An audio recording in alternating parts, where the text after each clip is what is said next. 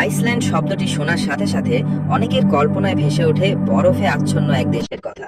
এটি নামে বরফে আচ্ছন্ন ঠান্ডা কোনো জায়গা মনে হলেও দেশটি আসলে প্রাকৃতিক সৌন্দর্যে পরিপূর্ণ। আজকের এই ভিডিওতে আমরা জানবো আইসল্যান্ডকে কেন আগুন এবং বরফের দেশ বলা হয়, কেন এটি সাপ এবং মশাবিহীন একটি দেশ। এছাড়াও এই ভিডিওতে আমরা এরকম আরো কিছু ইন্টারেস্টিং তথ্য জানবো যা হয়তো আপনার আগে জানা ছিল না। পরিশেষে আমরা দেখব আইসল্যান্ডের সব মনোমুগ্ধকর দর্শনীয় স্থান যা প্রতি বছরই দূর দূরান্ত থেকে পর্যটকদের আকৃষ্ট করে। উত্তর আটলান্টিক মহাসাগরে অবস্থিত একটি নর্ডিক দ্বীপরাষ্ট্র, যার অবস্থান আর্কটিক সার্কেলের ঠিক নিচে। এদেশের রাজধানীর নাম রেইকিয়াভিক।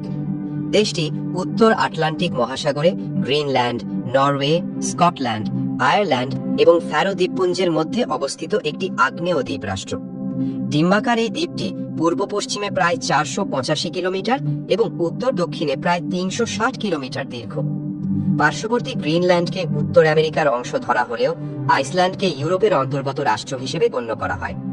প্রায় 1000 বছর পূর্বে খ্রিস্টীয় নবম শতকে ভাইকিংস এবং কেল্টিক গোষ্ঠীরা এই দেশে তাদের বসতি স্থাপন শুরু করে।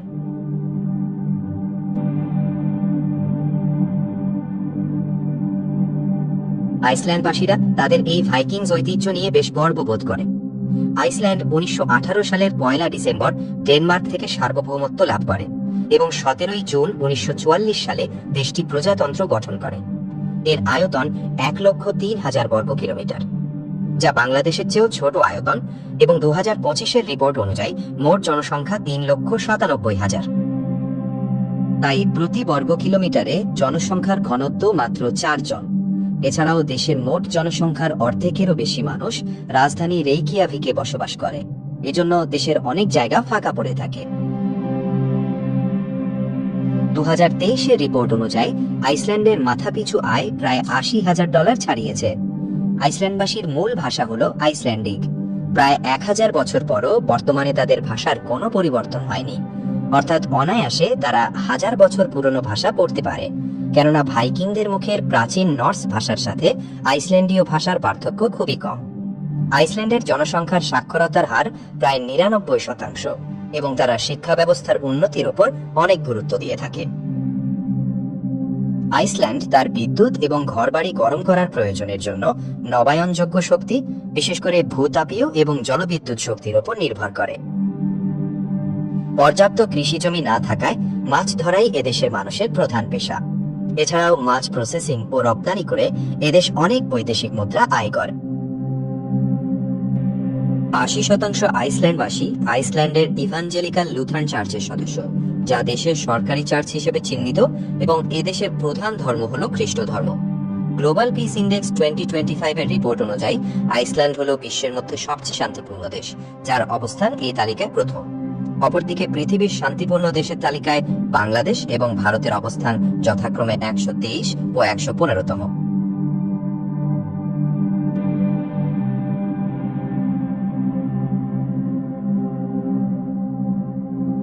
আপনি কি জানেন আইসল্যান্ডকে কেন আগুন এবং বরফের দেশ বলা হয়?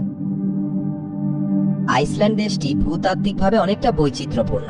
এখানে একদিকে যেমন দেখতে পাবেন ছোট বড় 130টির মতো আগ্নেয়গিরি, তেমনি অন্যদিকে রয়েছে বরফের চাদরে ঢাকা বিস্তীর্ণ হিমবাহ। এই উত্তপ্ত লাভা এবং বরফের বৈপরীত্য সহাবস্থান মানুষের মাঝে এক বিস্ময়ের সৃষ্টি করেছে, যেটা খুব কম দেশেই দেখা যায়। তাই মানুষ আইসল্যান্ডকে অনেক সময় আগুন এবং বরফের দেশ নামে ডাকে।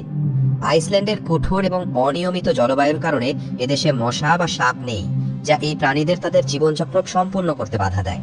বিশেষ করে তাপমাত্রা দ্রুত পরিবর্তন এবং হিমায়িত অবস্থার উপস্থিতি মশার প্রজনন চক্রকে ব্যাহত করে, এবং সাপের বেঁচে থাকার জন্য এদেশের জলবায়ু খুবই ঠান্ডা। তাই এখানে মশা ও সাপ সহজে টিকে থাকতে পারে না। অনেকেরই ধারণা আইসল্যান্ডের আবহাওয়া অত্যাধিক ঠান্ডা, তবে বাস্তবে তা মোটেও সঠিক নয়। দেশটির আবহাওয়া মাঝারি ধরনের, অর্থাৎ বেশি গরমও নয় আবার বেশি ঠান্ডাও নয়। শীতকালে এদেশের গড় তাপমাত্রা -1 ডিগ্রি সেলসিয়াস থেকে 4 ডিগ্রি সেলসিয়াসের মধ্যে হয়ে থাকে। আইসল্যান্ড একটি রুক্ষ দেশ হওয়ায় এখানে গাছের পরিমাণ খুবই কম, তাই এদেশে কোনো বনও নেই। আইসল্যান্ডের পানি এতটাই বিশুদ্ধ যে কোনো প্রকার বিশুদ্ধকরণ প্রক্রিয়া ছাড়াই পানি প্রত্যেক ঘরে ঘরে সরবরাহ করা হয়। এদেশে কোস্টগার্ড ব্যতীত স্থায়ী কোনো সামরিক বাহিনী নেই এবং আইসল্যান্ডের পুলিশ তাদের সাথে অস্ত্র হিসাবে বন্দুক বহন করে না।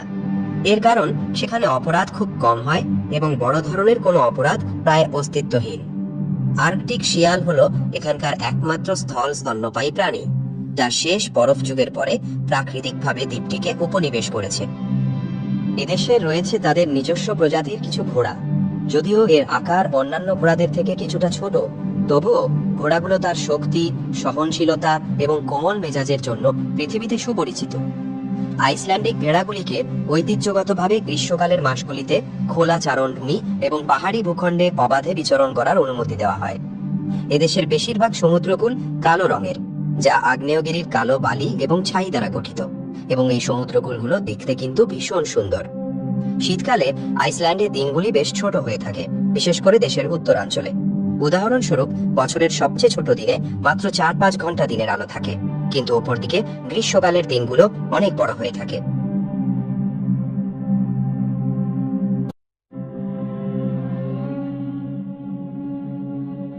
আইসল্যান্ডকে পৃথিবীর অন্যতম সুন্দর দেশগুলোর মধ্যে একটি হিসেবে বিবেচনা করা হয়।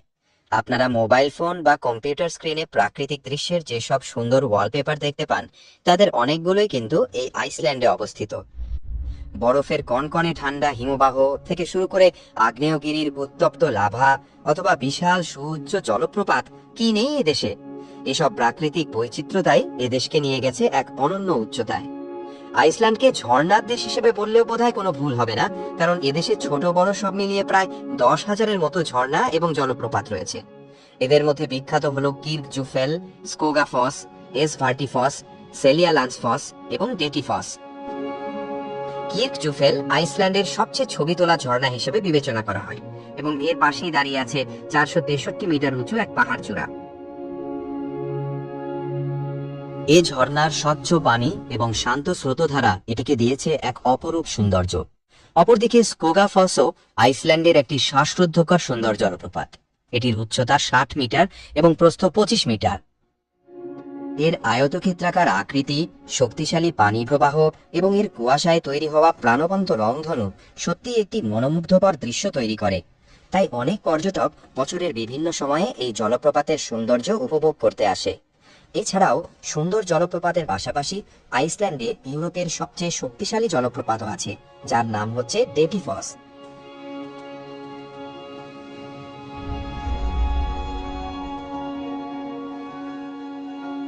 জলপ্রপাত ছাড়াও আইসল্যান্ডে রয়েছে ইউরোপের বৃহত্তম হিমবাহ, যা ভাতনায়কুল ন্যাশনাল পার্ক নামে পরিচিত।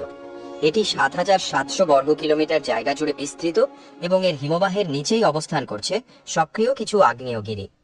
এখানে আসলে আপনারা গ্লেশিয়ার হাইকিং, আইস ক্লাইম্বিং, স্নো মোবাইলিং এর মতো অ্যাক্টিভিটি উপভোগ করতে পারবেন। আইসল্যান্ড আসবেন আর অরোরা দেখবেন না, সেটা কি হয়? অরোরা বোরেলিস বা নর্দার্ন লাইটস আইসল্যান্ডের সবচেয়ে বিস্ময়কর এবং আইকনিক প্রাকৃতিক ঘটনাগুলোর মধ্যে একটি। এই রঙিন আলোগুলি আর্কটিক আকাশ জুড়ে সবুজ, গোলাপি, বেগুনি এবং কখনো কখনো লাল রঙের ঢেউয়ে নেচে বেড়ায়, যা সারা বিশ্ব থেকে ভ্রমণকারীদের আকর্ষণ করে। এই রঙিন আলোগুলো দেখলে আপনার কাছে হয়তো বাস্তবের চেয়ে কাল্পনিক জগৎ বলেই বেশি মনে হবে। আইসল্যান্ডের কালো সমুদ্র তীরগুলো ফটোগ্রাফারদের জন্য এক স্বর্গরাজ্য। এখানকার কালো বালির উপর স্বচ্ছ বরফের টুকরা এমনভাবে ছড়ানো থাকে যা দেখতে হীরকের মতো মনে হয়। তাই এই সমুদ্র তীরকে ডায়মন্ড বিচও বলে। হলিউড বলিউডের কিছু বিখ্যাত মুভির শুটিং কিন্তু এই জায়গাগুলোতেই করা হয়েছে, যেগুলো দেখলে আপনারা সহজেই চিনে ফেলতে পারবেন।